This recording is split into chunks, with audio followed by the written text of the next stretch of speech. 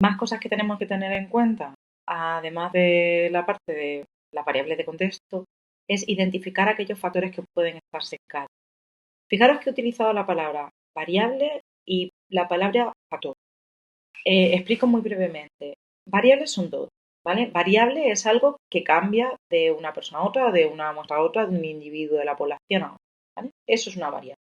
Ahora, hemos hablado de variable respuesta, que nos refiere a aquella que se le observó el estudio. Hablamos de variables o de covariables en general, pero luego hablaremos de factores cuando, sobre todo, sean variables que son de tipo discreto, ¿vale? O que discretizamos de alguna manera. Imaginaros la dosis de un medicamento. Quiero ver cómo afecta la dosis de un determinado medicamento. Eso en principio es una variable, la dosis, porque la dosis es una variable continua, pero a lo mejor yo decido que las únicas dosis posibles son pues 60, 40 o 50 microgramos de, esa, de ese medicamento, de ese principio activo. Vale, pues si solamente tengo esos valores concretos, entonces estoy hablando de un factor porque la estoy discretizando y solamente estoy cogiendo esos valores. ¿Vale? Eso es lo que hablamos de factor. Luego hay otros que son típicamente factores, como por ejemplo puede ser estar enfermo o no. Ese es un factor y ya. Entonces, me oiréis que hablo de variables y de factores. En el fondo, todo estamos hablando de variables. Lo que pasa es que unas tienen esa connotación discreta y las otras no. Cuando hablamos de factores sesgados, a lo que estamos haciendo referencia es cuando es una variable que al cambiarla cambia una variable de contexto que no hemos observado. Por ejemplo, imaginaros que estamos estudiando una relación entre la proteína, una determinada proteína, y la fecundidad de ciertas especies, pero no hemos tenido en cuenta la edad. ¿Vale? Igual que antes la variable del contexto era el género, ahora hablamos de variable de contexto edad, porque pasa lo mismo, la edad yo no la puedo elegir, a no ser que elija un grupo de una edad, un grupo de otra edad, ¿vale? Pero la tengo que tener en cuenta. Entonces es algo que yo no puedo controlar, no puedo controlar la edad del individuo. Si no la observo, si paso de ella, pues lo que me va a pasar es que puede que haya una relación entre la fecundidad también y la edad y además entre la fecundidad y la proteína. Es decir, imaginaros que la proteína también cambia con la edad. Por tanto, tengo un factor que es el que estoy observando, que es la cantidad de proteína, que está variando con una variable que yo no he observado. Lo que pasa es que entonces no sé cuál será la causa. ¿La causa es la edad? ¿La causa de la falta de fecundidad, por ejemplo? ¿O es la proteína realmente? Porque hay una que no estoy observando, hay otra que sí, y una está modificando la otra. Entonces ahí están secados, están confundidos. Todo esto que estamos hablando son fuentes de variabilidad. Fuentes de variabilidad que voy a tener que intentar controlar. Y son fuentes que yo puedo controlar de alguna manera. Una vez recogida la muestra, no. Una vez recogida la muestra, no tengo nada que hacer. Pero antes de recoger la muestra, sí que puedo pensarla. Sí que puedo intentar decir, mira, el género puede tener un papel, la edad puede tener un papel. Muchas otras, que son variables de contexto, en el sentido de que no las podemos controlar, sino que nos vienen dadas, las voy a tener que medir. Y esto lo tengo que tener en cuenta. Para poder hacerlo, para poder tenerlas en cuenta en el diseño y mejorar, lo que hacemos generalmente es hacer lo que se llaman bloques, que son pues agrupar individuos que tienen condiciones similares. El óptimo de los bloques es coger un mismo individuo y hacerle todas las pruebas que necesitemos, pero no siempre se puede, porque ese individuo va a tener siempre las mismas características para todo.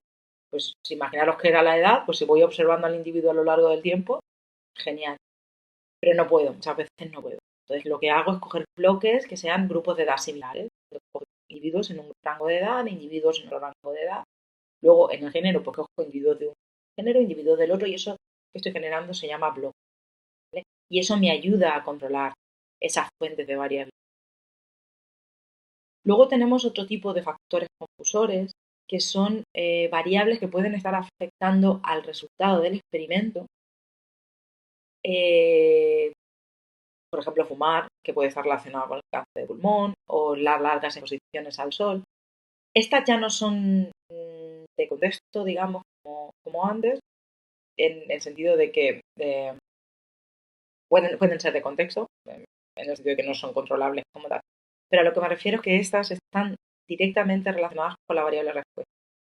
Todas las que hemos visto antes tenían problemas en el sentido de que están relacionadas con otra variable explicativa, ¿vale? Están correladas, digamos.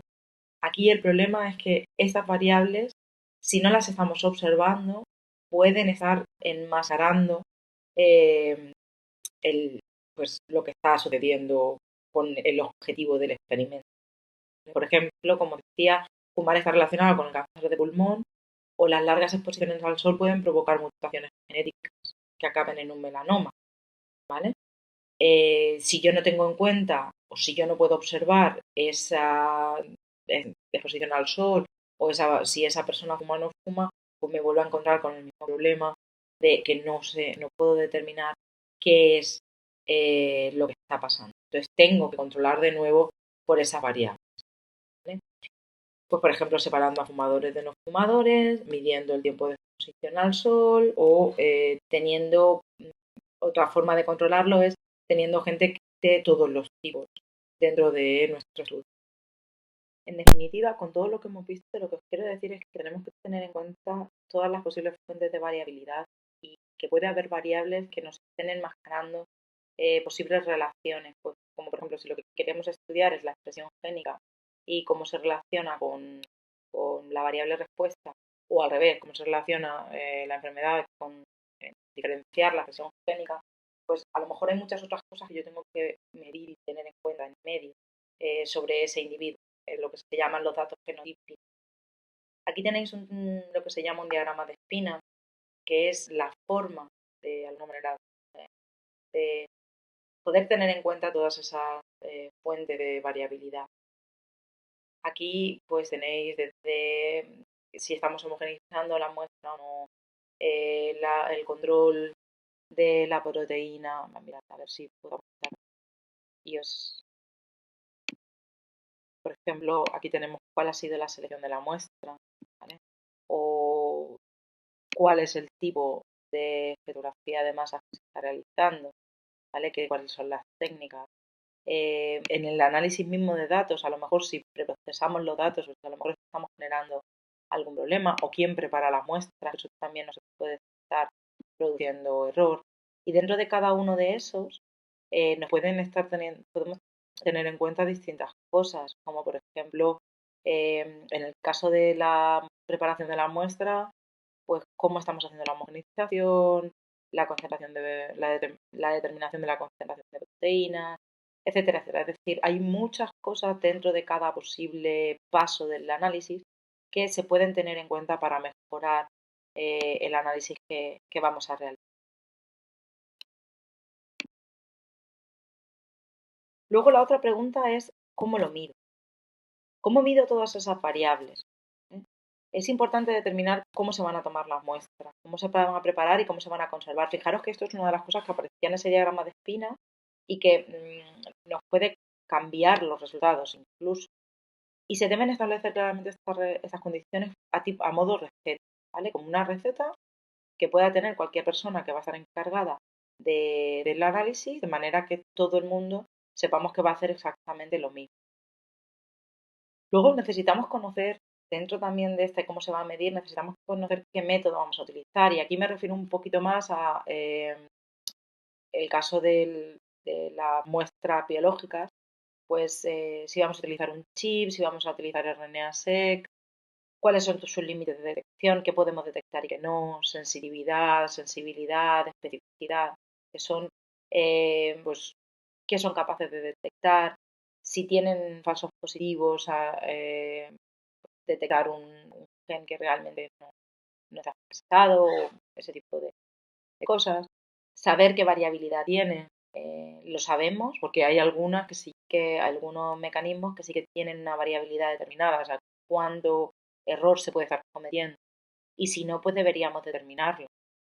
Y tiene que ver esa variabilidad con la fuerza de la señal, es decir, si yo voy a detectar que un gen está muy expresado o poco expresado, pues aquellos que están más expresados son más variables, puedo detectar más variabilidad.